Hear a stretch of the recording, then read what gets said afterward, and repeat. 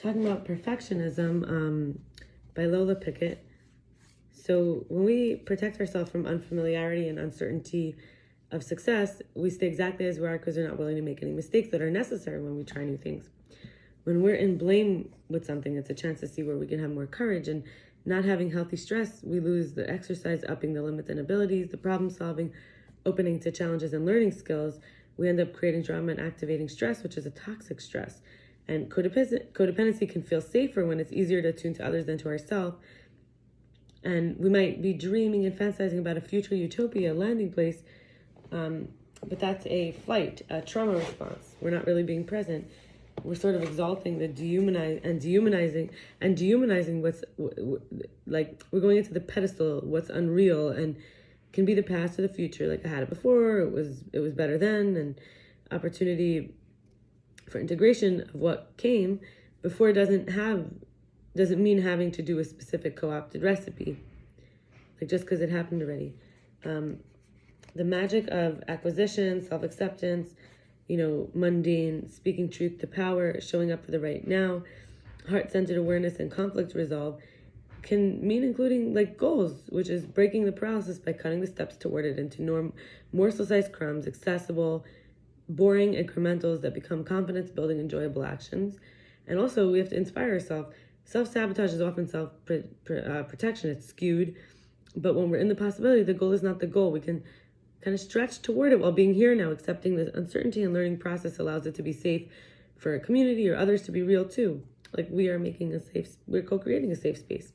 With a willingness to be messy, we don't have to attract people with rigid standards holding us in constant perfectionism, because there's a gentleness there instead of repeated authoritarian conditioning. Most healing is a quiet, unremarkable, invisible.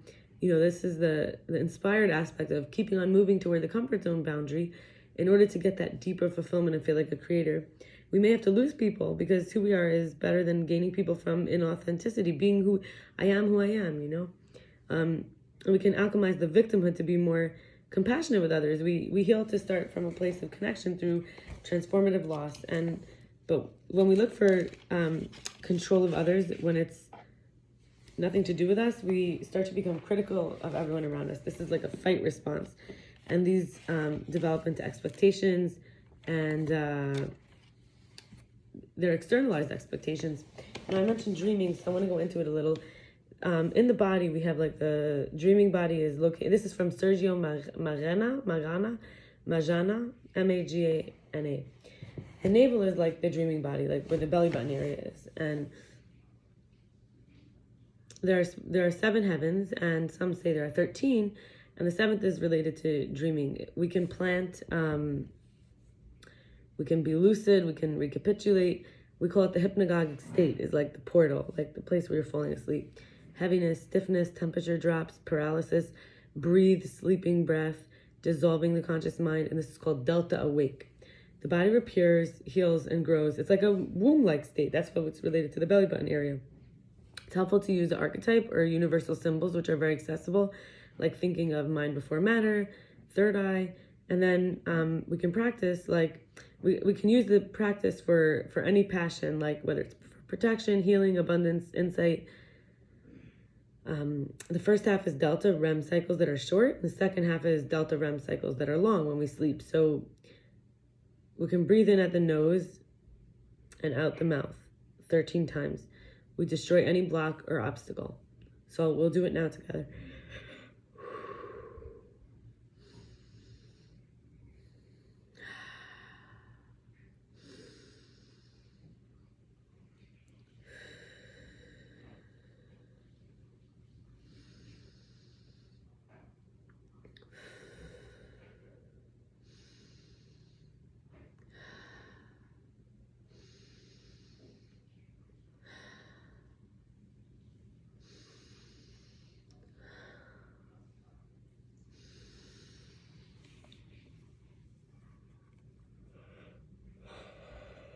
It's working.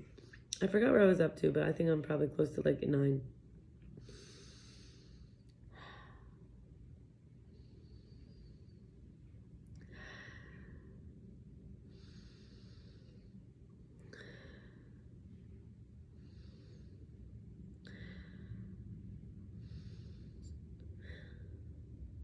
And then we have the right profile, where we destroy the fear of death and ancestral dream, unconsciousness, and nightmares. I think we're actually supposed to go in the directions.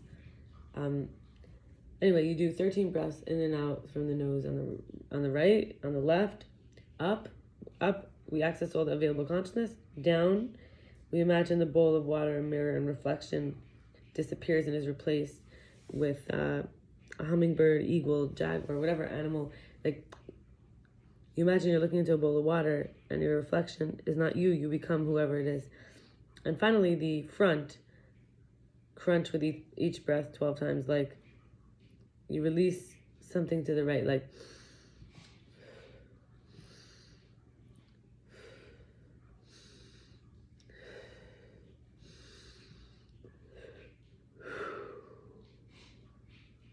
so 13 left, 13 right, 13 up, 13 down, 13 front, and releasing it to the right. So like releasing to the right. So I'll stop with that, and feel free to try it. I'm not going to do all of it. I just think for time. And I will share now a conversation I had with a couple people. One is named Desmond, one is named Bitta. How spoilers come with needs and they corrupt. And if we're not controlling ourselves, others will come and we'll let them. And they'll come to control us. And we only have one life to live. The heart is the map and the parameters. So many people had to pretend they didn't care because I was doing it because I was caring, right? So I have to do what I want, what I feel. They all have their own world, their own life to live. When I die, the world ends for me. So I can't live for someone else. I need to do all the best things for myself, whether it's food, water, gifts, or experiences. I don't need to carry the internal naysayers with me. If I live the life I want to live, being who I want to be, and doing what I want, and choosing to be with the one I want. Gotta remember, I only have love to share if I'm loving myself. First, I have to bring myself into love. And I'm the queen of my life. Can't serve someone else as a queen or king because they need to do what they need to do for them. Myself for me, each their own. And then, so what is a friend? A friend is the fragility to the fortress when there's indifference. When there's curing, like they make a difference, there's that fortress. So I was writing this at maybe 4 or 5 years ago, but it was from before that. Discord instead of conflict resolution because of fear of being wounded, fear of failing, fear of asking for help, very regimented, fear of sounding stupid or ignorant. I don't think I ever had a healthy friendship. I've always been codependent. It ends with me in compensation. But I'm worthy of love and understanding, patience, and benefit of the doubt. My needs are valid, as are my feelings. I deserve praise, gratitude, and appreciation too, and I can put myself first and give myself energy first. My energy. I'm allowed to leave people behind who hurt me and don't want to connect or share, and my good and light far outweighs my ego and darkness, and I'm not stronger than others with more access to compassion or relief. I fight to stay alive, and I'm happy moments too, and I'm also vulnerable and tender, and I was trained like an animal sometimes not to be a human being. But I am in the wilderness and the chaos too, like others, so each one can do it individually. And I'll end this video with talking about the peace pilgrim. That's what she went by. She said, don't chase money. What's most important is nature time, enough sleep, doing the next right thing, and stopping wrong things in the moment that we notice it without trying to possess a person. We keep our focus on positive thoughts and enjoy fresh air, sun, good food, water. When we relinquish our attachments, we can relinquish apprehension, agonizing, worry, and instead use each moment to be present enough to be of service to myself and others. If a man doesn't keep peace with his companions, perhaps he hears a different drummer. The will to do the right thing gives us endless energy when we live in our life pattern, fullness without any overcompensating, harmonious, being a cell of the whole collective with unity, knowing nothing outward can touch us psychologically. It's our own thoughts, actions, reactions, and there's a higher self that uses us gloriously, and lower self governs selfishly. We can stop being an escapist in the surface froth when we don't try to run anyone's life and relinquish those feelings of separateness as we recognize all problems are growth opportunities. We can take what's good for us and leave the rest when it comes to learning from blocks and people, trusting the inner teacher that results are not important, and believe in good effects, even if it's unnoticeable or unrecognized. For spiritual healing, because we get to leave every situation lovingly and be concerned to not offend. Not that I'm not offended, but when we teach, we start from where they're at. And if they're beyond our understanding, let them teach us. We can all teach each other. Spiritual advancements, steps are taken in such a varied order. There's not a psychological In other words, physical violence can end before one learns to love, but not psychological violence. So conflict is not the same thing as immaturity. Nothing threatens one who's doing God's will. The light from the source comes with complete understanding, where instead of judging, we inspire others to judge themselves.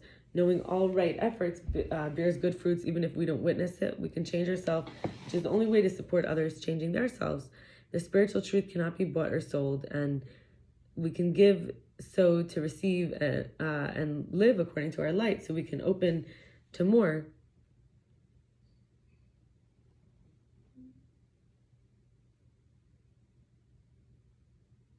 When we live in accordance to the physical and spiritual law, harmony is reality. And to connect to God, we have to express love, truth, beauty, kindness, intelligence, and remember that we are all permeating God. And blessed are those who give without expecting and do godly work, and they don't expect results or thanks. And those who translate every good thing they know to action, because we have as an objective resolving conflict and not gaining an advantage.